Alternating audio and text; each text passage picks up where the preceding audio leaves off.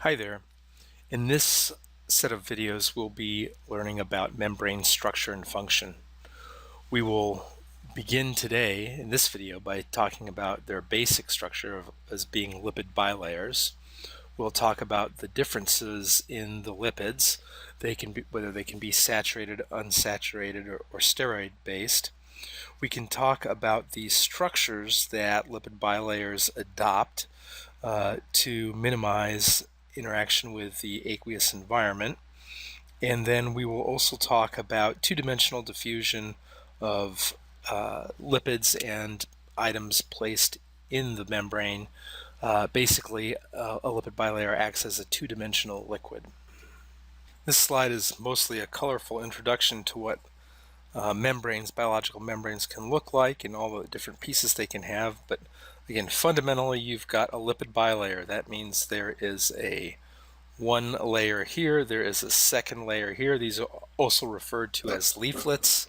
You have hydrophilic heads, you have hydrophobic tails. The hydrophobic tails interact with each other. They're pointed away from the water, the aqueous environment, up above and below the lipid bilayer. And then you have a wide variety of proteins present in the membrane. You have channels here, you have what's called an integral membrane protein, you have peripheral membrane proteins which might be attached to an integral one, you have proteins that are tethered to the surface like a balloon. This big green thing is supposed to be a lipid molecule which is integrated into the membrane but attaches the protein to the surface. These pictures might be a little misleading. You don't see the protein in here. There are not a ton of proteins that exist in only one of the two layers, but that's the implication here, but it is possible. And then the things that aren't really being depicted here, which might give this a misleading picture, is the extracellular matrix, intermediate filaments, other things that connect proteins that give the membrane some strength, and nearly all proteins are glycosylated. They're decorated with sugars, and the proportion might be roughly appropriate. Lipid bilayers or biological membranes can be up to about 40 or 50% protein content. Now this is a picture from another book, but it's very instructive. For one thing, the two leaflets of the bilayer are color-coded black and red, and you have the exoplasmic face or exoplasmic leaflet and the cytosolic leaflet, and there is a defined relationship between vesicles and the outer membrane, and this you could deduce when you think about, for instance, the process of endocytosis, where you're going to pinch in and create a vesicle. By necessity, the leaflet that is facing the cytosol, even if after it's pinched off, continues to face the cytosol. And the diagram here paints the outside world as purple, and when you pinch off a vesicle, the portion that's going to be contiguous with the outside world is going to be purple, and that's in the inside of the vesicle.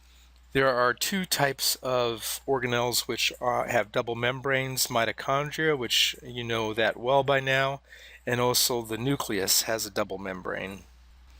In this slide, we emphasize one of the major functions of membranes is to be a barrier between the inside world and the outside world, and that this barrier is selectively permeable.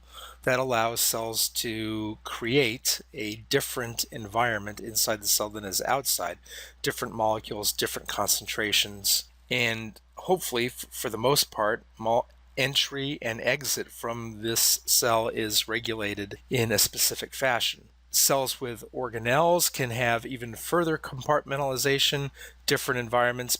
They maintain different pHs, they can maintain different chemistries.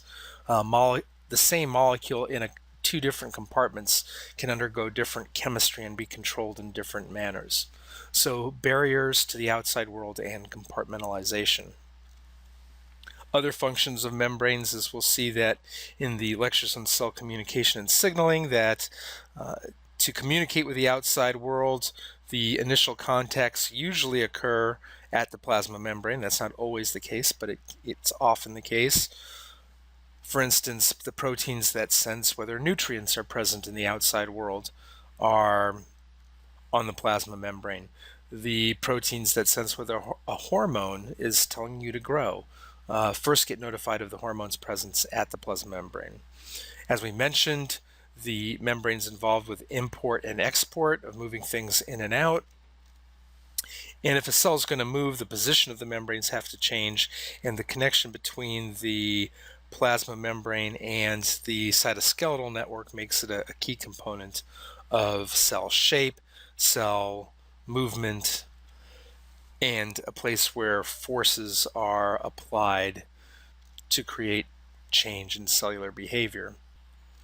This slide is not telling a lot new, except I just show the electron micrograph, which makes clear the lipid bilayer structure of the plasma membrane. Phospholipids are the most abundant lipid in the membrane, the key being the 3-carbon glycerol backbone with 3 hydroxyl groups. To 2 of the hydroxyl groups, you've attached fatty acids, the nonpolar hydrocarbon tails, which can be saturated, as shown here, or unsaturated. This would be a monounsaturated fat. A polyunsaturated fat would have multiple double bonds, either in one chain or both chains. A key structural consequence of this kink means that the lipids can't pack as closely. If all the chains are saturated, these can pack quite closely, and this two-dimensional fluid of the lipid membrane can be more solid-like, as is the case with butter. Then you think of unsaturated fats like olive oil, and they have a lot of double bonds. They're more fluid-like because the molecules simply cannot pack as closely together. To the 3rd hydroxyl, you have connected a phosphate group, which then, in the case of phosphatidylcholine, attaches to a molecule choline, which in some ways sort of resembles an amino acid. Not one that goes into proteins, but it has some structural similarities. And the last thing perhaps mentioning is that the bond that connects glycerol to the hydrocarbon tail is called a fatty acid ester. In addition to phospholipids, cholesterol and glycolipids are major components of human plasma membranes. Cholesterol, this is the sterol ring conformation, and it looks quite different from the hydrocarbon tails, but you'll notice that there are no electronegative or hydrophilic atoms present. It's pure hydrocarbon, with the 1 hydroxyl group being the polar component of this fat. And this glycolipid, in this case galacto, cerebroside, galacto is a sugar, and these can also be part of head groups on lipids. So here's the rough packing of cholesterol in with phospholipids. You can see it's a shorter molecule, and it is also a molecule that prevents real close packing of the phospholipids. But what it's also doing is filling the hole that would otherwise be there, that's created because of the kinks in the fat. So this is in a way acting as a plug so that molecules are less likely to slip by accident through the lipid bilayer, and it helps stiffen the membrane somewhat in terms of providing van der Waals interactions with the other membranes where it would be hard for them to be close enough to interact strongly. So we've solved the basic problem of getting hydrophobic tails to not interact with the aqueous environment by letting them interact with each other by pointing to the inside of the plasma membrane, but the edges here present an issue. And the way that, so spontaneously spherical objects will form as the bilayer will fold up on itself, and this will prevent any edges being exposed to the aqueous solvent. This is a purely thermodynamic phenomenon without any membrane fluidity. The two-dimensional diffusion is an essential part of membrane function. Again, it not only allows lipids to segregate, but also proteins that are embedded in the lipid bilayer to move around. Now, these lipids are free to move laterally, and as the slide shows, that flip-flop rarely occurs spontaneously. There are enzymes specifically that will switch certain lipids from one leaflet to the other, but that's a regulated process. And in general, the composition of the two leaflets in most cells is regulated and different from each other. What these two pictures will demonstrate is both that there is lateral diffusibility and self-organization going on. At the start of the experiment, we have homogeneous spheres of a lipid bilayer with one of the lipids present in the mixture being fluorescently labeled.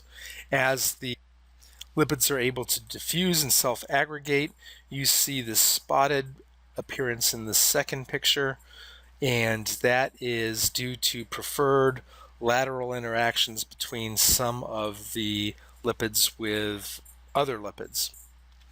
And in this case, it's the saturated sphingomyelin, I believe, which is being present in these microdomains because they're able to close pack. So while we think of plasma membranes as taking a basic spherical shape, you don't want to think cue ball as in a billiard game, but think of one of the old-time soccer balls, a white soccer ball with black patches. That is a more realistic image to hold in your head about plasma membranes. And continuing with that analogy, we will you can think about those black patches as portions being referred to as lipid rafts. These generally play special roles in communicating with the environment. It's frequently found that different receptors and signaling molecules exist here in this portion of the lipid raft so that they are a place where information communicates with the inside of the cell. This is also a stronger part. If you take a cell and put it in detergent, the way lipid rafts ended up getting defined is this portion will not dissolve. These lipids and these proteins will dissolve if you put a mild detergent in there, but these lipid rafts will be maintained and you can pellet them. And because of their greater strength, they also interact with the extracellular matrix frequently as a point to giving mechanical strength and a way of regulating cell shape and movement. As I alluded to, the chemical compositions of the external leaflet and the internal leaflets are regulated and different. Here we see glycolipids present in the extracellular side, and we see an abundance of negative charges on the inside to help maintain an appropriate resting membrane potential. And it's beyond this course to get too much into the functional differences of the lipids, but you should know that it exists. And in the last slide for this video, we'll talk about vesicle budding, transfer of vesicles between two different structures, how the asymmetry of the lipids are maintained. Again, the cytosolic leaflet is always facing the cytosol. The external environment gets pinched off into the interior of the vesicles, is separated from the cytosol. And this budding process, which we'll learn more about, is a energetically driven process by ATP synthesis. There'll be a constriction around here.